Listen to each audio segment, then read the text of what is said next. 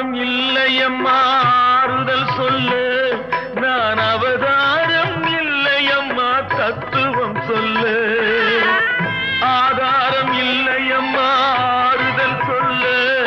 நான் அவதாரம் இல்லையம்மா தத்துவம் சொல்லு பரிகாரம் தேடி நீ எவ்விடம் செல்ல